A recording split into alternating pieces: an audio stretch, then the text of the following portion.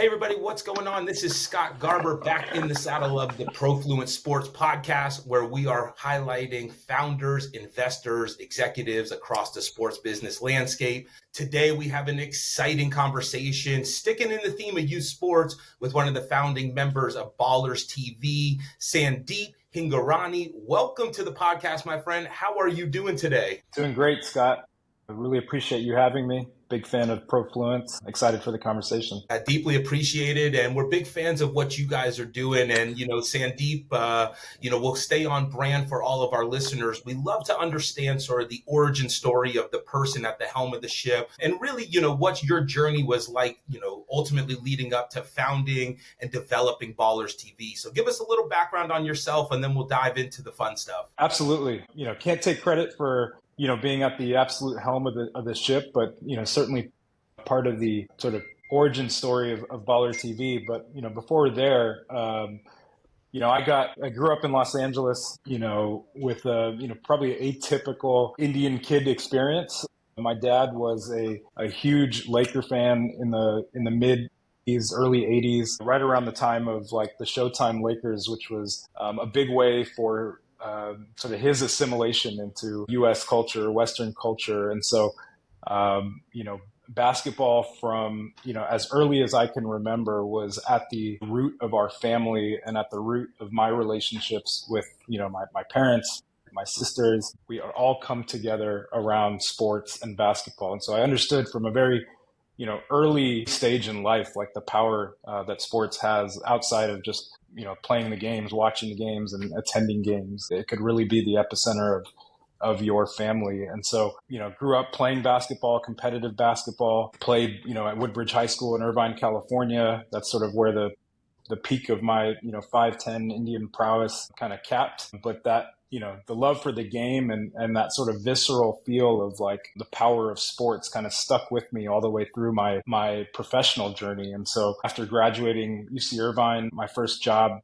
out of undergrad, or for the first like 8 years of my career, were in management consulting. And sort of when you hit that, crossroads in management consulting of, do you go to business school or do you sort of continue on that track, is when I, had the realization, had the sort of professional epiphany that like this was the time to start to build in a field that was a little bit more passion oriented. I still had that itch of sports in my blood and wanted to sort of merge my professional experiences with sports. And this was around 2000 in San Francisco, which was like the entrepreneurial spirit was very alive in San Francisco in those times. And so me and a couple buddies co-founded a wearable tech startup by the name of Technique that tracked basketball workouts sort of in the form factor of a Whoop or a Fitbit, and had a lot of early success. Partnered with Steph Curry, partnered with Under Armour, got the juices flowing, got a real taste of like building product, having excited early adopters and, understanding a market fit.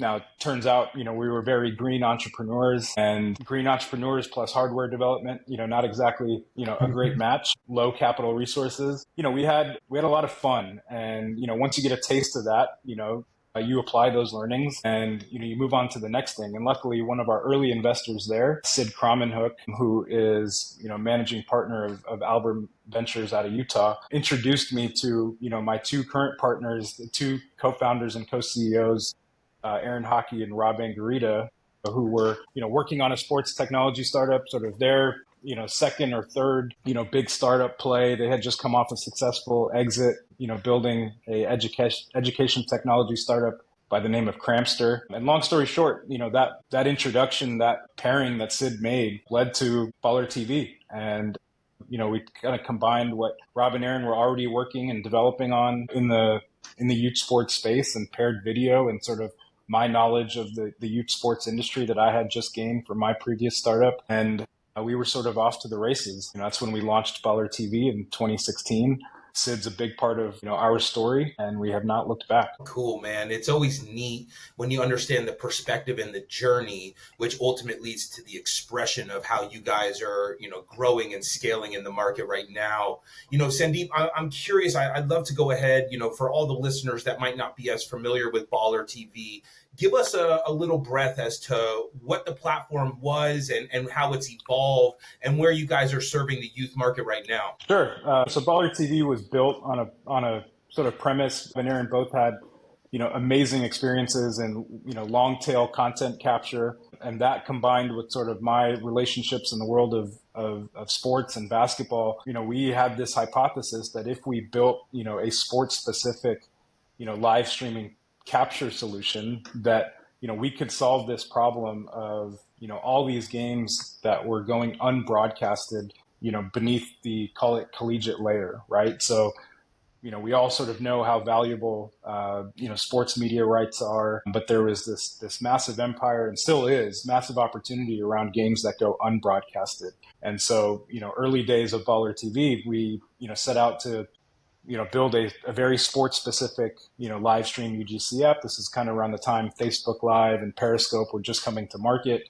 But we, made the bet that those homogenous platforms were never going to be the solution for sports, right? Sports required, very specific product building, very specific viewer consumption, scoreboards, highlights, rosters, statistics, just discovery of the platform in ways that, those, massive entities were never going to become that vertical, as quickly as we were going to come to market. So, 8 years later, we've built sort of like the infrastructure for youth sports video. We capture roughly 600,000 games a year across basketball, volleyball, soccer, and lacrosse, and dabbled in some baseball, softball. Certainly have a healthy diet of other sports, futsal on the platform as well. But those four are what we refer to as our core sports. And now with our launch of BallerCam, now putting that same sort of AI technology that has allowed us to scale to the tune of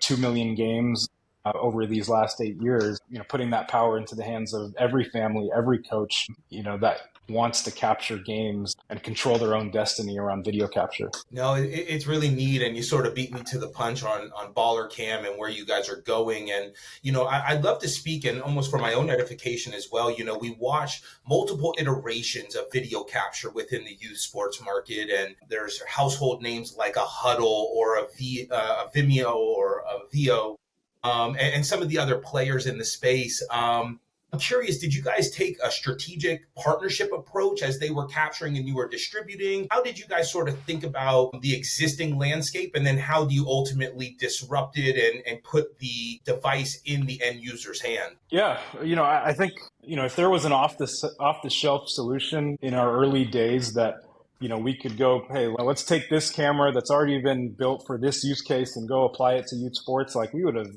loved to do that. It would have saved a lot of years and money and time, off of this journey.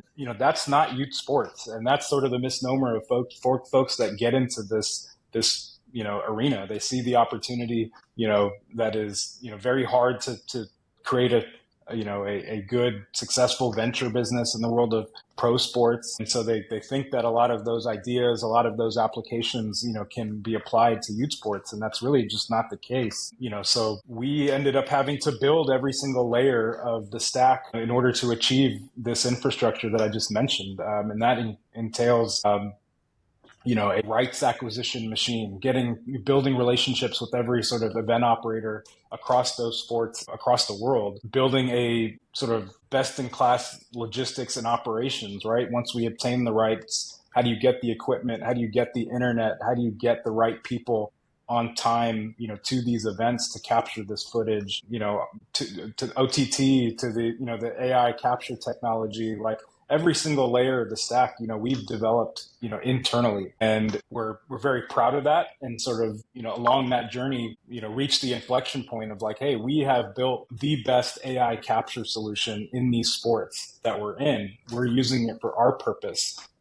Yes, we do 600,000 games broadcasted a year, but there are, X that of games being played all over the world, where our business model in our core business, can't meet that demand. And so we basically, took that technology that we've built and built a very like consumer friendly wrapper, that parents, coaches, athletes can use to now go film whatever it is that they want to capture and not be reliant upon BallerTV being the official partner of that game or that event. So yeah, definitely taking a lot of inspiration from all the companies that are doing great things in this space, including some that you've mentioned. But, I think our vision of putting, a capture solution in the hands of every household, wasn't something that we could just, rely on a partnership to control our destiny there. It's really neat. And I was going to go, as you guys capture thousands of games, right? Like, I was curious some of the lessons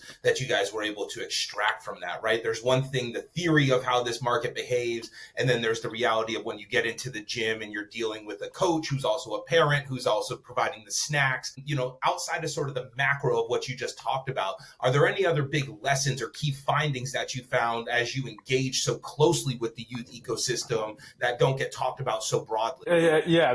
This is once we finish the first mission, first vision of putting a connecting all the families and communities through sports and through our BallerCam product. Like, the second one might be a book on the youth sports industry and all the learnings and all the experiences that this team has endured over the years. It's truly like, it's fascinating. It's I think so much of the fever pitch that we're all, experiencing in our echo chambers of, your entities and all the different peoples who are different, publications, New York Times, that are shining a light on this market is a function of, kind of our, kind of generation of parents experiencing it maybe for the first time, experiencing, the commercialization of youth sports. But, the early days were not like that. We started BallerTV, in earnest 10 years ago, right? And so, if you haven't seen, the AAU Nationals and, the entirety of the Orange County Convention Center of Orlando being filled with 260 volleyball courts and 8,500 teams over a month span, you just cannot believe the enormity of this market, right? And so a lot of these experiences around it's very boots on the ground heavy, right? Like, there's very few companies, probably zero successful companies that have been able to build in this industry without, having a really early foundation of boots on the ground presence, right? And so, with that comes a ton of experiences. Like, how do you get the right people in these gyms at the right time with the right equipment? Those are tremendous learnings. Like, from a just operational standpoint, there's a lot of fun learnings there. You can imagine how many grandmas who are in the hospital, how many tires have been flat, and how many, we've heard every excuse in the book.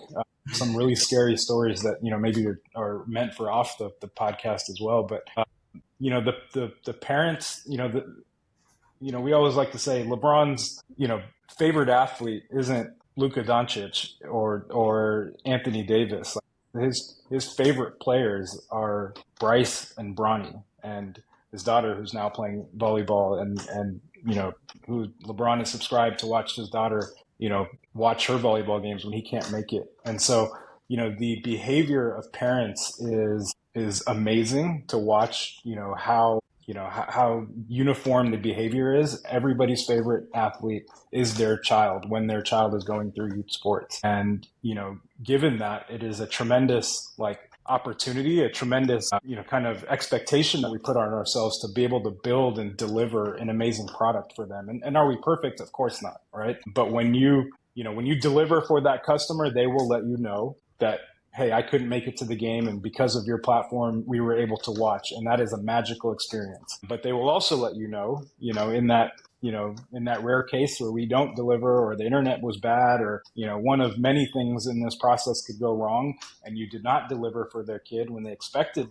you to watch on your platform, you will also hear about that in a very loud fashion. And we would have it no other way. Like, we want that customer. And so, yeah, experiences and learnings are abound, and we would, choose no other industry to be, building product in other than this one. No, it's really cool. And it's funny, for being in the sports tech world for the better part of a decade myself, we would always say that same passion that they cheer for their kids with is the same passion they bring when they yell at the service provider. So it's a double-edged sword there, but Again, we wouldn't have it any other way. I want to take a quick detour real quick, because the time frame in which you built, one, we didn't even refer to sports as an asset class a decade ago. And we also endured a global pandemic, which now we don't really talk about as much, but I would love to understand, as we went remote and sports, especially basketball was sort of leading the charge in innovation. What did that time period of innovation and pivots, how did you guys navigate that? And ultimately, how did it put you in a position coming out of COVID to be able to go ahead and accelerate the growth of the platform? Yeah, it is, this is where I, owe so much of our success, to our co-founders, Rob, Aaron, my partners in this, that have navigated us through, some of the most tumultuous time in, building technology, business building, whether it's a shift in the capital markets and interest rates and how that has impacted venture capital businesses like ourselves, and, how we had to make, unfortunate but very necessary big turns in this journey. The team sizing, the right sizing of teams, the right sizing of priorities, been, probably, every day, every week you're presented a challenge in the world of, startups, but there's been a few that, you just feel ill-equipped sometimes for. And this is when you have, tremendous support from your board. You have tremendous, founders that have been through it, which I was not, and, had to, learn through this process. But, certainly very grateful for, Aaron and Rob's, guidance, for the whole entire company through that time. But yeah, it's certainly something, every day, one day you may wake up and, Silicon Valley Bank is going through bankruptcy, and you're figuring out how to, untie, your the lifeblood of your company, right? The next day, the markets, turn, and so it's being the calm in the storm. It's understanding that the storm is the constant in this world, and your ability to be calm and to think rationally during these times and not be overly sensational one way or the other is a superpower in startup development. I love it. Shout out to Trevor Moawad, rest easy, but net neutrality, right? I think that's it's a constant that we hear amongst successful builders. In any phase, but especially in the entrepreneurial journey. As we start to turn the corner, want to spend just a little bit more time on BallerCam. As you guys continue to take this product and now, democratize access, put it in the hands of the real end user, do you see an evolution going on beyond live streaming to get into analytics, NIL, scouting tools? Where do you sort of see the platform evolving, if anywhere, on top of this tremendous business you guys have built already? Yeah, absolutely. We think providing a steady video capture solution through automation is phase one, and it provides the infrastructure to do a lot of really cool things with machine learning, with event detection, to sort of kind of land on what our sort of end product vision is for content that lands on BallerTV, which is a very personalized experience, right? This is not novel. This is something the entire industry is after, but the baseline, the foundation of that is, can you provide high quality, reliable, consistent video capture, right? Of the entire game. And, we think we are, best in class in basketball, volleyball, soccer, and lacrosse for the youth sports use case. And you can imagine now, our AI team that has built the foundation in these sports are now working towards how do you give that parent that personalized moment in the palm of their hands live right after a game, right? That's just the expectation. That's the society we live in today, right? Kid scored a goal, kid, had a game-winning three. I don't want to have to, download this footage, put it in Adobe, spend an hour cutting it up, and, then upload it to this platform. How do you make that process so simple, so easy, and so consistent, such that parents are able to do this, in a snap of a fingers. And, the use case for parents, even within that is very variable, right? Scott, you and I were solving for, those first moments, for our kids in their youth sports journey, right? We're going to send this to grandma, grandpa, the family group chat, and everybody, in the world who will watch our kids, special moment. Right. Yep. That eventually shifts, right. To, okay, kid's been playing for a couple of years. how do I use this footage for skill development? After that phase of really trying to leverage video and leverage analytics, leverage, moments for the purpose of skill development, then it becomes about recruiting, right? How do you acquire specific footage to showcase yourself, in the best light? Where does that footage land? Where is the ecosystem of recruiting going to exist? Not something we're tremendously focused on historically. I think we de facto became, a must have for college scouting programs across the sports that we're in.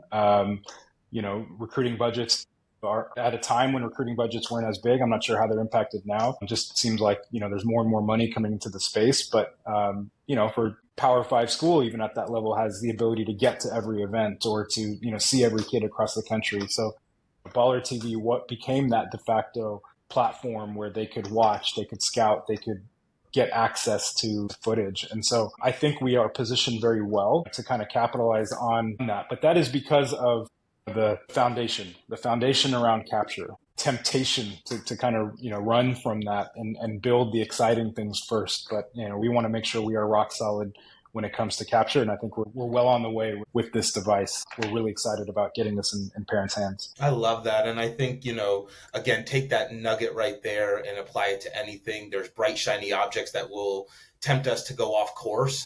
But if there's cracks in the foundation, then they're just novelty. They're not necessity, right? And I think you guys have nailed that, which now affords you the opportunity to explore, test from within the user base, which I think is really where you get the best feedback. So, just a tried and true principle there. I'm glad you touched on that, especially as there are a lot of bright, shiny objects with AI, with a bunch of outside capital and, everybody trying to figure out and jockey for position within this, sports market. Let me ask you this as we start to wind down here. You've been doing this for the better part of a decade, this build, you and the founding team. As you look out over the next 5 years, right? Like I know you're, not gonna be able to wave the magic wand or, rub the crystal ball, but where do you see this going, both from an infrastructure perspective and then a consumption perspective? Are there any sort of big hypotheses that you guys have internally on where this space will be in the next 5 years? I think I touched on it, some of this future vision around,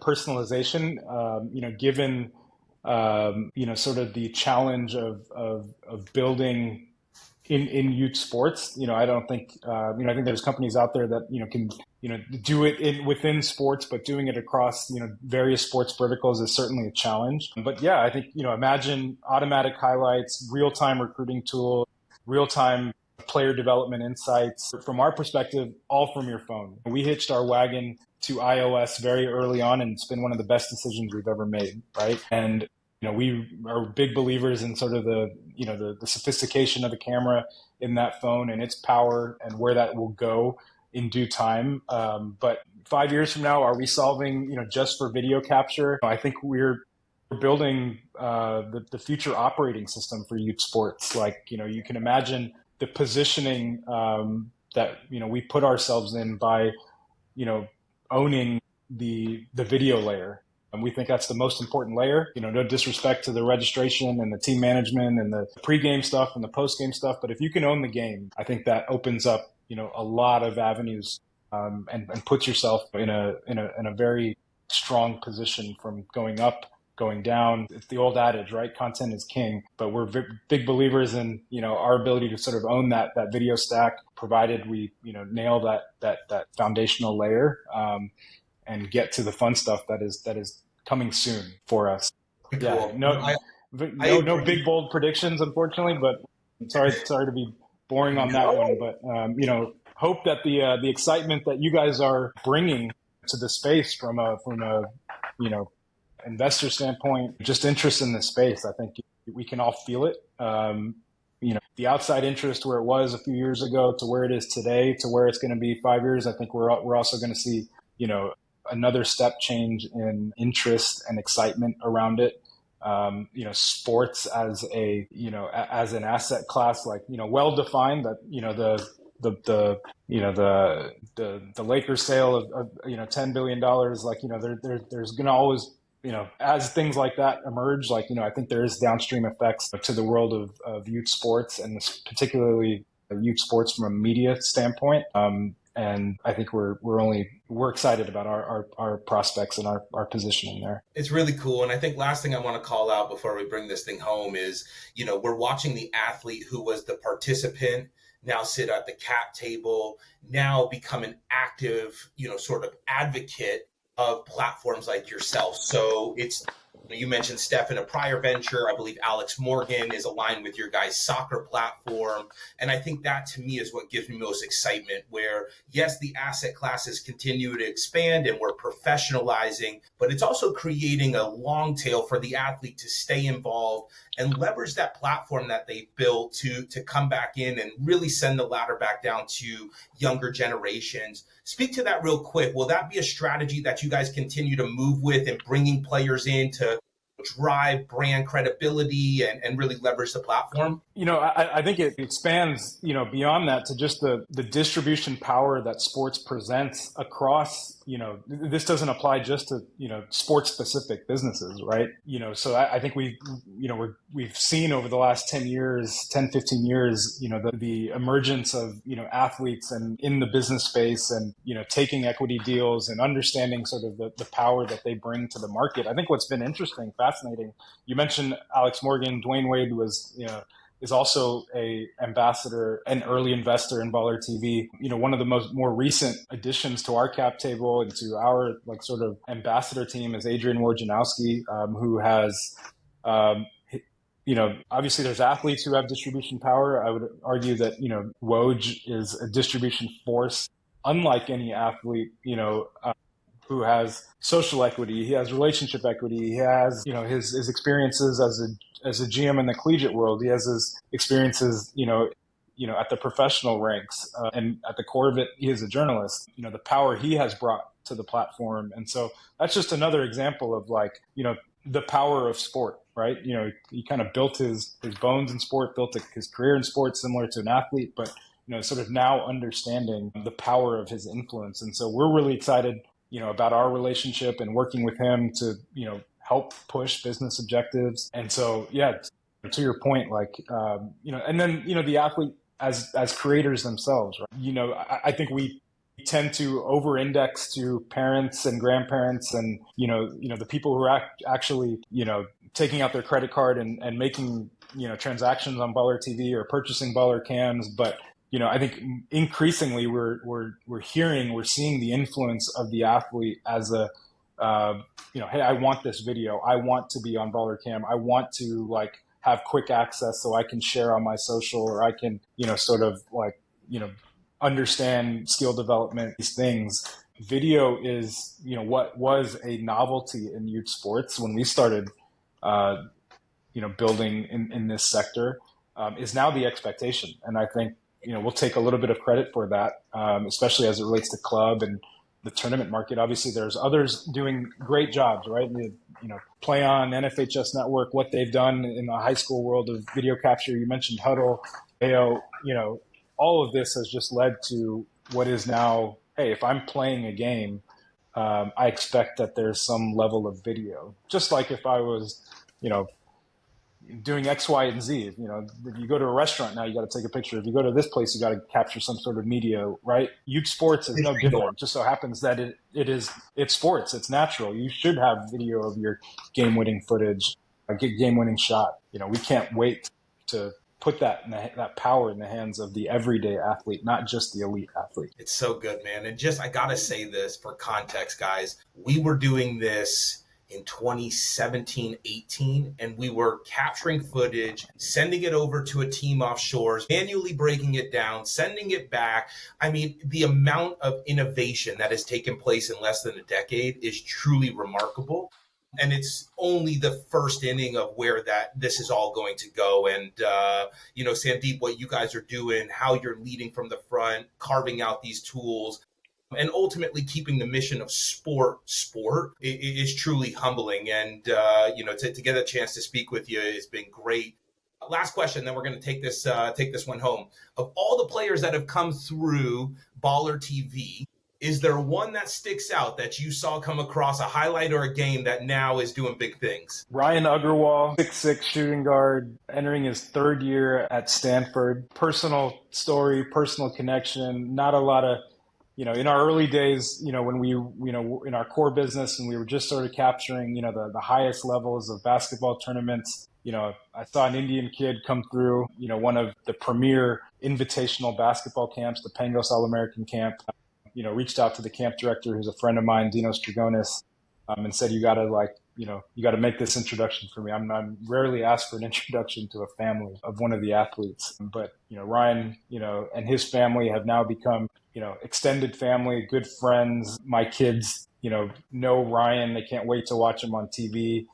But we started watching Ryan's journey on BallerTV, when he was a freshman playing in Dallas. And now Ryan, he's going to be, doing big things in the ACC this year. Our families are friends.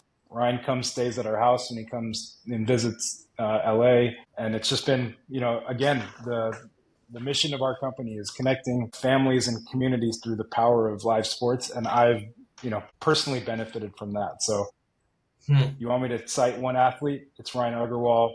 Obviously, we've seen a lot of other, number one draft picks and whatnot come through, but this one hit home in a special way. Come on, man. And that, like, drop the mic. That is the power of sport right there. And at the end of the day, everyone thinks they're searching for money and power and greatness. It's truly fulfillment. And that comes through platforms and communities like what you guys have built.